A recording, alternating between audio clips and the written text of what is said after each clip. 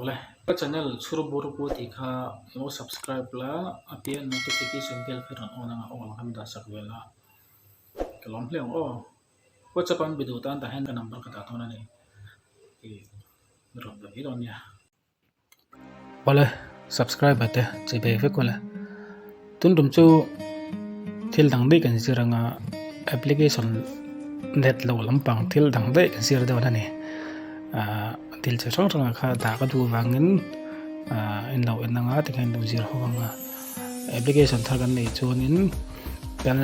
application kan le lin tharom chunin kan on da thawanga ti kan til che rang song ha kan da khom don ani o chunin tuna hianin WhatsApp kan ming amlo da da kan zir hawanga Play Store kan download don ani application kan download tanga search bar hianin bling message te kan download don ta hen chirang rang ma he kan munga version he chirang rang ma he maro chu ta he man bi kan nei thona ta hi kan mang don ani chuan ka download sa a tuna hianin he hi nia kan lu tanga te ron lang don ani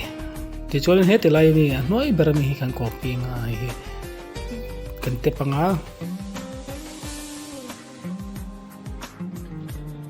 copy to pang chuanin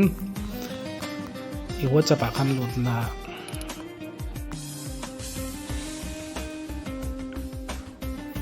line sai ka lang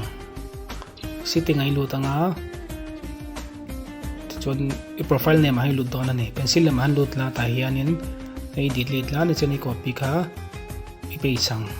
chuan save la hian mingam tolong o status te po ni ta sala te khin nan status akha ti hanan click la inte top mai la te kan blank vet kan eng mam lo min an nga eng mam lo wang te kan po ve ka ada da nan ya aman dan chon mai o kha in no zero le nga thil ho te mani sela tangkai ve do mai nia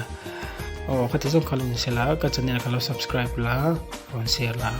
de turian pon tak turu buru karda sabong o hilo po thatte to ka sian nia viewers le subscriber la ma han tra la ta 1k chunglam pan ni huna ai try karda sabong o khati so khalung se